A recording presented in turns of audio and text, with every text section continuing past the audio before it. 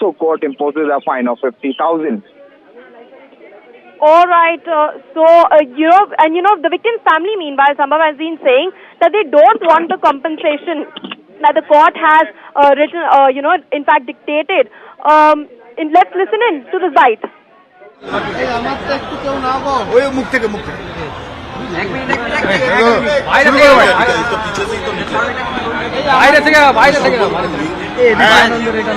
আপনারা জানেন যে আর্থিকর কাণ্ডের সঞ্জয় রায়ের এই মুহূর্তে রায় ঘোষণা হয়েছে এবং সেই রায় তাকে আমৃত্যু কারাবাস, সর্বোচ্চ সাজা তাকে দেওয়া হয়েছে, যেটা হচ্ছে আমৃত্যু কারাবাস।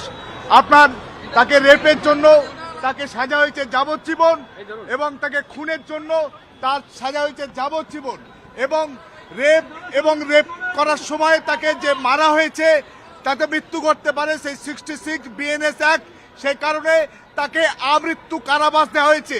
এবং আদালত এও জানিয়েছেন যে সিবিআই এর আইনজীবী এবং ভিকটিমের বাবা মায়ের পক্ষ থেকে আইনজীবীরা দাবি করেছিল তার মৃত্যুদণ্ডের তারা দাবি করেছিল, সওয়াল করেছিল, কিন্তু আদালত বলছেন যে রেয়ারেস্ট বিষয় নয় এটা সেই কারণে আমি এই সঞ্জয় রায়কে এই কেসে কোনো রকম মৃত্যুদণ্ড না দিয়ে সর্বোচ্চ সাজা তাকে আমৃত্যু কারাবাস এবং তার সঙ্গে ফাইন, যে 3টে ধারায় তাকে দোষী সাব্যস্ত করা হয়েছিল বিএনএস অ্যাক্ট, সেই বিএনএস অ্যাক্টের 64, 66 এবং 103-এর 1, এই 3টে ধারায় তাকে 64 এবং 103-এর 1-এ তাকে যাবজ্জীবন সাজার ঘোষণা করা হয়েছে।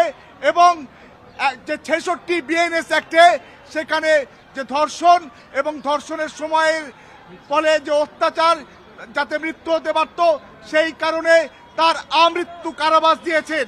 এবং সবাই, নাগরিক সমাজ, জুনিয়র ডাক্তার, ভিকটিমের পরিবার সবাই দাবি করেছিল যে সঞ্জয় রায় যে প্রধান অভিযুক্ত আর্থিকর কাণ্ডে তার মৃত্যুদণ্ড, কিন্তু আদালত শিয়ালদা কোর্টের first additional district and session জাজ তিনি কিন্তু আজকের তাকে মৃত্যুদণ্ড না দিয়ে আমৃত্যু কারাবাস এবং একই সঙ্গে তার বিভিন্ন ফাইন